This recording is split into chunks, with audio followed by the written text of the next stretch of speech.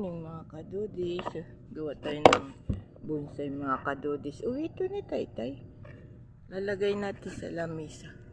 Kami kasi mga kadudis, kahit wala kaming prutas, basta ito nilalagay ko lang ganun. Pampaswerte daw po ito eh. Naniniwala po ako dahil buong buhay ko po ang mula Bicol. Ito po talaga tinuturo sa amin ng mga kamag-anak, mga tao doon, na pag maglagay ka lang nito sa lamesa kahit wala kang prutas, okay na. Kasi sa bundok po wala naman talaga kaming nabibiling tulad dito sa Maynila ay sa mga tindahan. Ang nilalagay namin sa lamesa doon, bayabas, saging, at saka ito po pinaka-importante dahil pampaswerte po talaga to. Ang sabi nga, kahit wala ka pong sinasabi nilang dosing prutas sa ibabaw ng lamesa, nasa sayo naman po yun eh. Kung tamad ka, hindi ka rin siswertihin sa buhay dahil kahit may pampaswerte ka, kung tamad ka naman, wala naman pong mangyayari.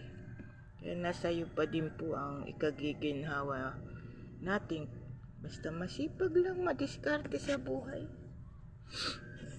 Kaya po kahit wala kang mga ganong prutas na mamahalin di ka dapat po mainggit sa may mga pambili dahil sila mayayaman, may mga pera.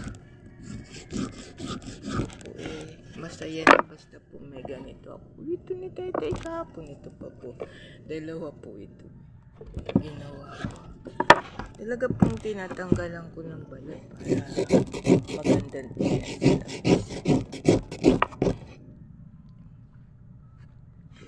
Patapos ng bagong taon mga kadudis, itatanim natin. Kasi hindi na ito lalaki mga kadudis ng malaking malaki. Talagang ano na lang, mababa na lang. Hindi natin alam kung Salamat sa panonood ninyo mga kadudis.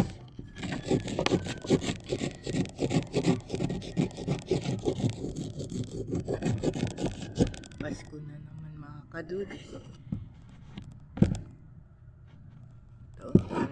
Hanggang dito mga kadudis, dala-dala ko ang paniniwalang pag mayroon ka nito sa lamesa, swerte po ito. Dapat po ganito, yung mga ganito yan. Ganito kalaki, tapos ganito. Kasi mas maganda po kapag talagang pabuka na siya, pabuka na yung dahon.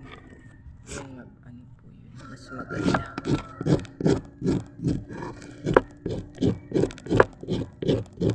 Dito sa Maynila, ay dito sa amin, sa Bulacan, marami naman po ako nakikita naglalagay nito sa lamesa.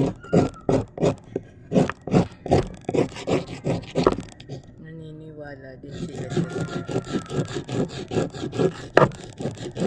pero kailangan po, kahit naniniwala ka sa swerte, kailangan gumawa ka pa din. Huwag kang asa sa swerte. Kailangan kumilos ka. Kasi kung hindi ka kikilos, nag-aabang ka lang ng swerte, wala na kang darating. Madilim pa mga kadudis, kaya may ilaw pa tayo.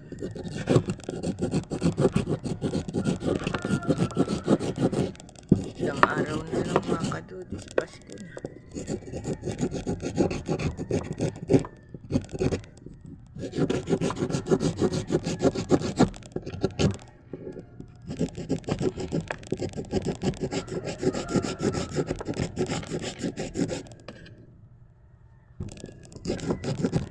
Nikis-kis ko mga kadudis para luminis.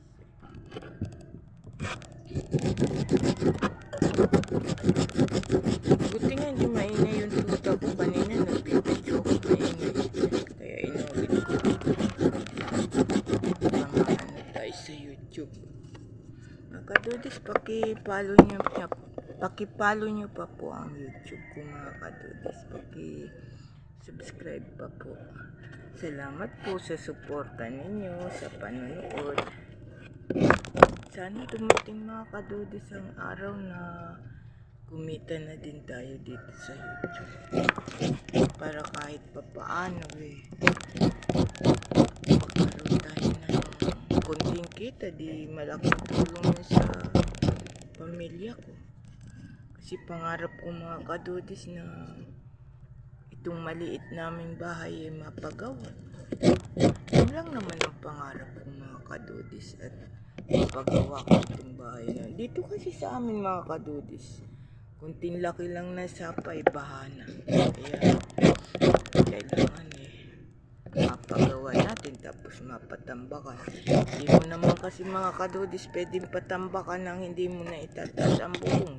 Gagapang po tayo para makapasok sa loob dahil napakababa po ang buong ko dahil ako lang po ang gumawa niya.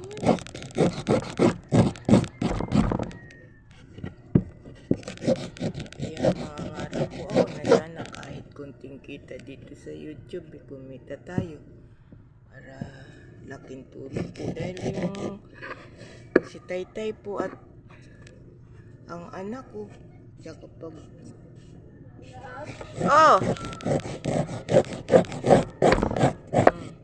gising na yung puso ko mga kadudis.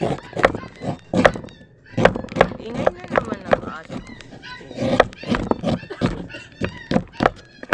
Ito yung mga kadudis kape. Dumating ang araw mga kadudis na pagbigyan na tayong kumita dito. Laking tulong po talaga sa pamilya ko na matupad ang pangarap ko mga kadudis. Matanda na ako mga kadudis pero nangangarap pa din po ako na mapagawa ko ang bahay. Bago man lang tayo humina makita ko na maayos na. Dahil hindi kaya namin ipagawa dahil baka pupulang kami at si Taytay mananambak lang. Tatabas lang ng damo. Mga anak ko naman yung panganay ko sa barangay nagtatrabaho alawan siya po ako. Bili lang sa pagkain at pambayad sa mga utang. Walang nakulang mga kadudis kaya nangangarap po ako na kumita po dito.